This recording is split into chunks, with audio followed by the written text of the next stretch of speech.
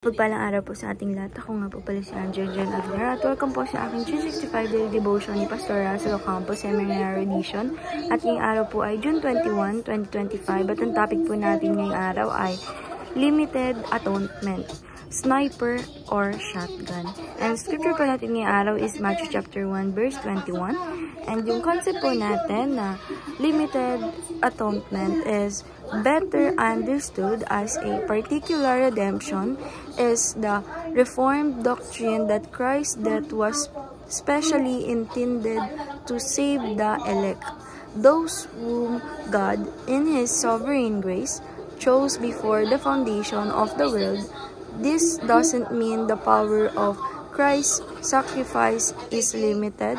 It is intimately sufficient, but its saving effect intentionally applied to a particular people.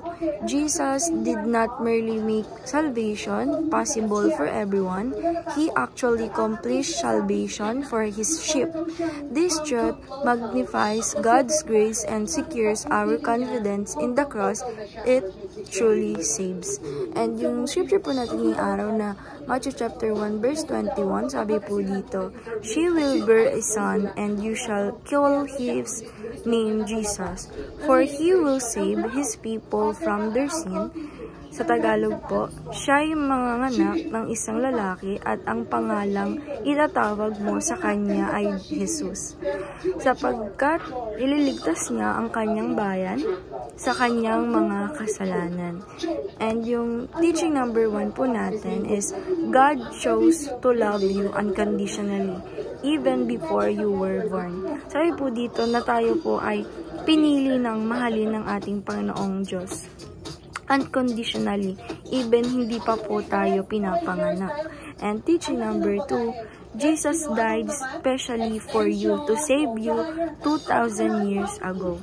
Sabi po dito na ang ating Panginoong Jesucristo po ay sinave po tayo, namatay po siya para isave tayo, para iligtas tayo simula pa lang 2,000 years ago. And teaching number 3, the Spirit converted you and sealed you to accomplish what God has already planned. Sabi po dito na yung Santong Espiritu is convert na po talaga tayo and siniled tayo na ma-accomplish natin yung plano ng ating Panginoong Diyos na pinapatungo po tayo at ginaguide tayo ng ating Spirit. And application number 1, appreciate your salvation which is based purely on grace. Sabi po dito na i-apply po natin sa sarili natin na dapat po na appreciate natin yung binigay na salvation, kaligtasan ng ating Panginoong Diyos sa atin. And application number 2, acknowledge that we did nothing to choose God to love us. Sabi po dito na apply po natin sa sarili natin na dapat alamin natin, i-acknowledge natin yung ginawa, na wala tayong ginawa na para yung ating Panginoong Diyos is mahalin tayo. And application number 3, aspire to love like God by loving others unconditionally. Sabi po dito na apply po natin sa sarili natin, dapat na mag-inspiration natin yung ating Panginoong Diyos na nagmamahal siya kahit hindi ka mahal-mahal yung iba. Dapat na maging ganun din po tayo. God-like. And then lang po ngayong araw. Maraming salamat. God bless.